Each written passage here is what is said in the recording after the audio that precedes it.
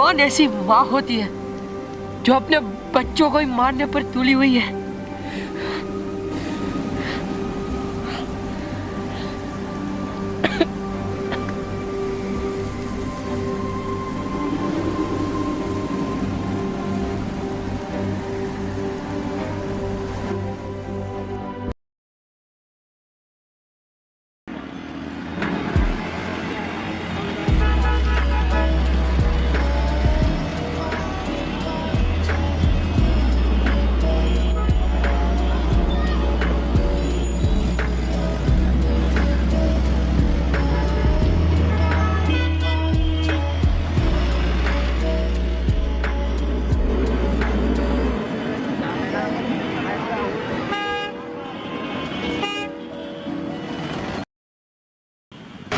भैया उतरना नहीं क्या? बैठे ही रहोगे? जी भैया। कितना हुआ? 100 रुपया।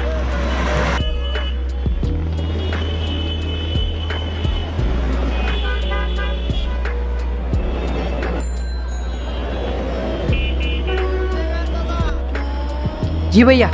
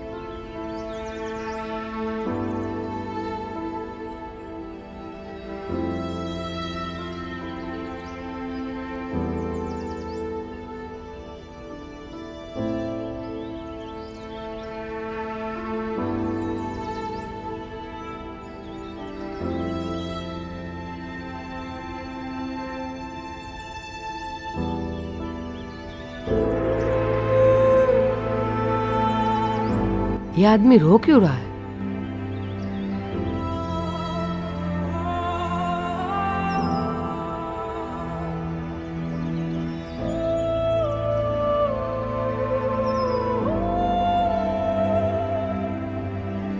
होगा कुछ, मुझे क्या।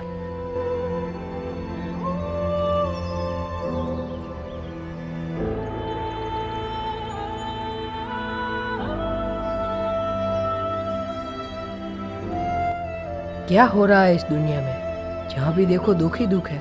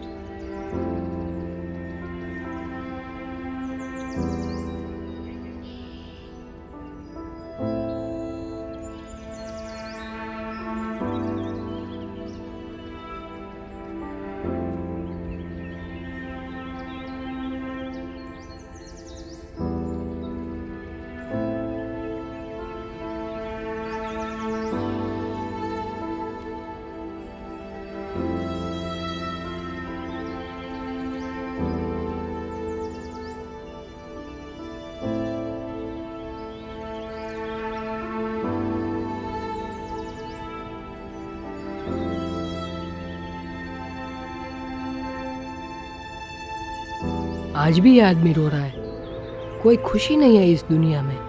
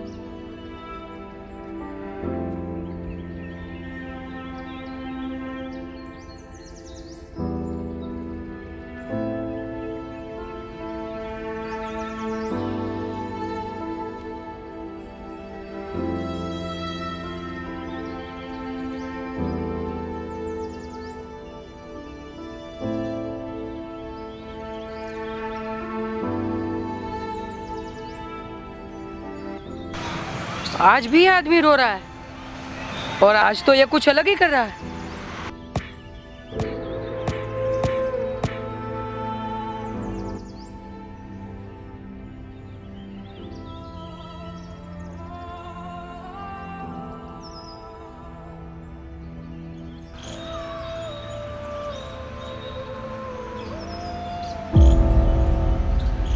मेरे पास मत आना, मुझसे दूर चले जाओ वरना।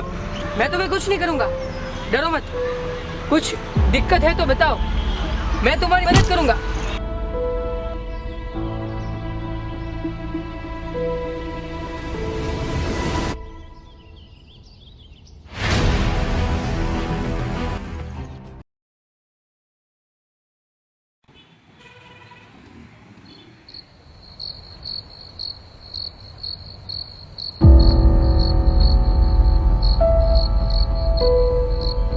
तुम मुझे यहाँ क्यों लाए?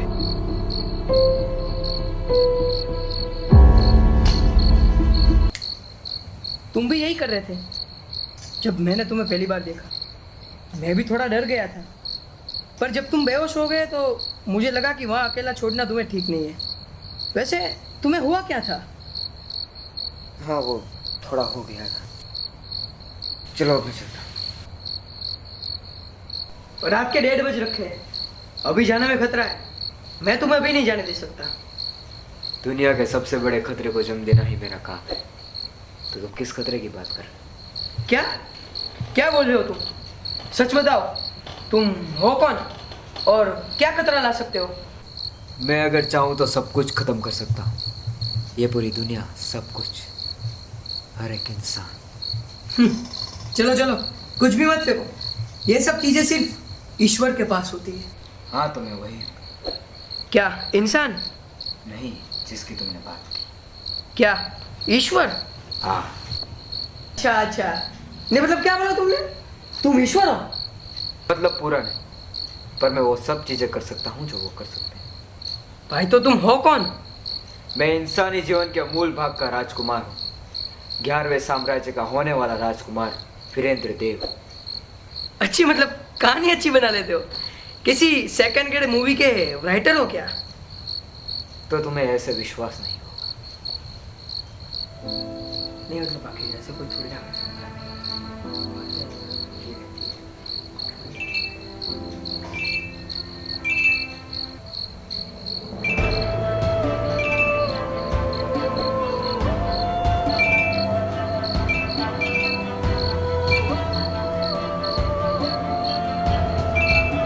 अब तो तुम्हें यकीन हो गया होगा शायद। अगर सचमुच तुमने ये किया तो तुम मुझे हवा में उड़ा सकते हो? ये सब ऐसे नहीं होता। मेरे पास जरूर वो शक्तियाँ हैं जो इंसानी सोच के परे हैं, पर अगर मैं उन 5 के खिलाफ गया तो वो मेरी भी शक्तियाँ छीन लेंगे। आ गया ना सच बात, तुम कुछ नहीं कर सकते। 5-5 करके कहानियां सुना रहे हो। इंसान वो सब कर सकता था जो तुम अभी मांग रहे हो। प्रकृति ने उसे ये सब करने की शक्ति दी थी, पर इंसान इसलिए ऐसा नहीं कर सकता क्योंकि क्या क्योंकि? इतनी रात गए मुझे मनगढ़ंत कहानियां सुना रहे हो इसलिए? अगर तुम्हें ऐसा समझना है तो ऐसा ही सही। हाँ, ऐसा लगता है वैसा ही सही। बच्चा करके क्या अलग बच्चा समझ रखा है, तो ये बच्चा मगर ऐसा थोड़ी ना होता है। ये करने से ही होगा। ये समझा रहा था बच्चे। क्या आदमी था यार।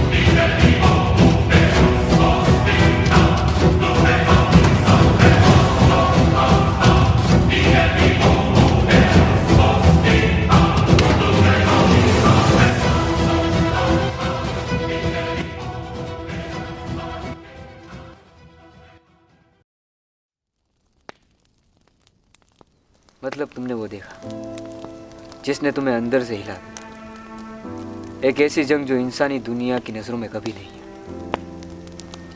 वो अकेली थी और सबसे कैसे लड़ती। मुझे वो चीज खाए जा रही है। सामने वो 5 अनगिनत घोड़ों पर बैठे हुए और वो अकेली थी, नियत थी। तुमने तो वो सब अपनी आंखों से हाथ देखा, मैं तो वो बरसों से देख रहा।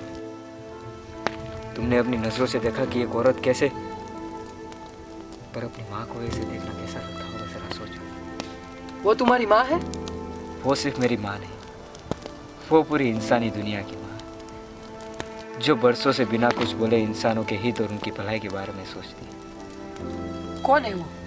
और सारे इंसानों की माँ कैसे हो सकती है? वो है, पर वो कभी जताती नहीं। अगर सच में वो प्रकृति है तो वो इतनी कमजोर कैसे है? प्रकृति चाहे तो इंसानी दुनिया में प्रकोप ला सकती है, और वो 5 चाहे जो भी हो उनका कुछ नहीं बिगाड़ सकते। जरूर उसमें कुछ बुरा गलत नहीं है, पर वो अपने बच्चों को हर बार कैसे मारे? हाँ, वो कई बार पलटवार करती है, पर माँ का दिल भी कुछ होता है। तुम क्या बोल रहे हो? मुझे कुछ समझ नहीं आ रहा। मैं तुम्हें सब पहले से बता दूं, पर उससे पहले तुम्हें तुम्हारे ही दिमाग से सारे विकारों को निकालना होगा। तुम्हारे दिमाग पर काबू ही इस बात को तय कर पाएगा कि तुम जिस बात को जानना चाहते हो उसे जान पाओगे या नहीं। आप सिर्फ कहिए कि क्या करना है, और कुछ नहीं तो मुझे मेरी माँ के खातिर जानना है कि वो जो दर्द सह रही है वो क्यों, और उसके पीछे क्या कारण है। ठीक है, अपनी आंखें बंद करो, अपने अंदर की शांति को खोजो और अपनी आत्मा के बारे में सोचो, और कुछ नहीं।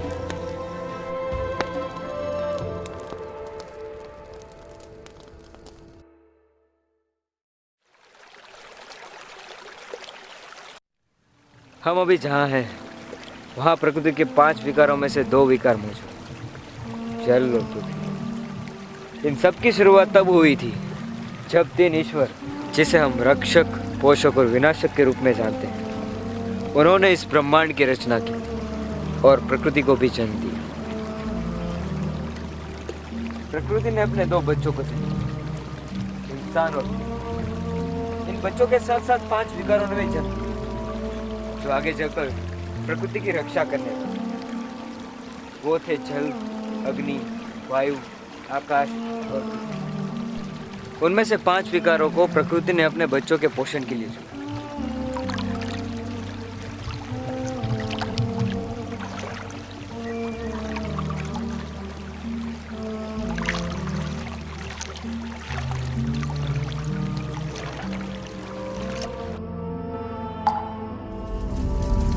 और वो मार रहे थे, वो कौन थे?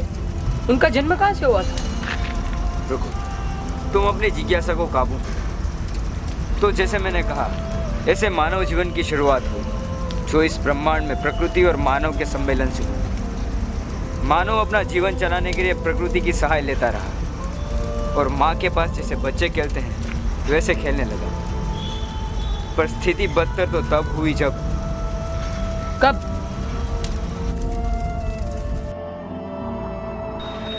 सर्जक, पोषक और विनाशकों की कलाकारी में सिर्फ एक ही कमी रही, और वो थी गलतियों को सुधारना। और उन्हीं गलतियों ने उन तीनों की नई बेटी को जन्म दिया, माया। माया के भी 5 बच्चे थे। मेरी कभी उनके साथ बनी नहीं, पर प्रकृति ने उन 5 को इंसानी जीवन में स्थान दिया। वो 5 बच्चे कौन थे? वो थे आज के इंसानों में बसे 5 विकार: काम, क्रोध, लोभ, मोह और देहाभिमान।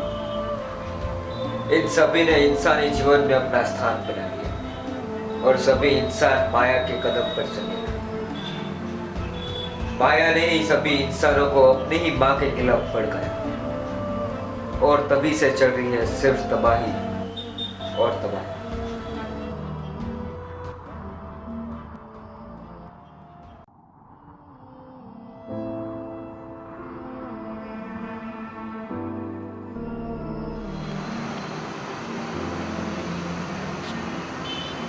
वो अनगिनत घोड़े और आज की इस दुनिया का क्या संबंध है? इंसान का मन चंचल होता है। मन में अनगिनत घोड़े इधर उधर दौड़ते रहते हैं, पर उन घोड़ों को काबू करने के लिए जो लगाम चाहिए वो इंसानों के पास नहीं। प्रकृति इंसान पर क्या वार करती है? अरे तुमने देखा नहीं? सुनामी, बाढ़, भूकंप, न जाने और क्या क्या मानव जाति ने महसूस किया है, और इन सब के लिए वो प्रकृति को जिम्मेदार ठहराता है, पर वो नहीं जानता कि वो सब उसकी वजह से हो रहा है। ये 5 विकार इंसान को कैसे खत्म करते हैं और प्रकृति को खत्म करते हैं? ये 5 विकार में पहला विकार है देहाभिमान, जिसमें इंसान अपनी शांति को खोज नहीं पाता और अपने शरीर को ही अपनी जिंदगी समझकर अपनी आत्मा को भूल जाता है, और इससे ही वो दूसरे विकारों को अपनी तरफ आकर्षित करता है। इससे प्रकृति को क्या नुकसान हुआ? जो दूसरा विकार है वो है मोह, जिससे इंसान दूसरी जाति के शरीर संबंध से एक दूसरे को पसंद करता है और एक दूसरे की तरफ आकर्षित होता है, और इसमें इंसान प्रकृति को भूल जाता है। इससे भी कोई नुकसान तो नहीं हुआ? क्या इससे पेड़ कटे, पानी खराब हुआ या फिर पृथ्वी का तापमान बढ़ा? कुछ नहीं। रुको, इंसान का तीसरा विकार अब प्रकृति को नुकसान पहुंचाता है, और वो है लोभ। लोभ लालच को जन्म देता है और इससे प्रकृति के तत्वों और संसाधनों को वो जैसे चाहे वैसे अपनी भलाई के लिए इस्तेमाल करता है। पर इससे उन कुदरती आपत्तियों का क्या संबंध है? इंसान के आखिरी 2 विकार उसे अंदर से मारते हैं। क्रोध में इंसान अपनी राह से विचलित हो जाता है और गुस्से में अपनी आसपास की प्रकृति को नुकसान पहुंचाकर वो अपना गुस्सा शांत करता है। काम से एक दूसरे के शरीर में व्यस्त और लालच से भरा इंसान अपने आसपास की प्रकृति की अवगणना करता है। शांति को ना खोज वो किसी दूसरी ही दुनिया में चला जाता है, जहाँ उसका विनाश देह। अच्छा, तो इंसान ऐसा क्या करे जिससे यह सब खत्म हो जाए? अपने आप को आत्मा समझकर शांति को हासिल कर प्रकृति के साथ एक पवित्र संबंध का आरंभ करे। प्रकृति भी अपना हाथ आगे बढ़ाएगी, तब इंसान को सिर्फ अपना हाथ आगे बढ़ाकर प्रकृति की गोद में सर रखकर सो जाए, बाकी सब माँ देगी।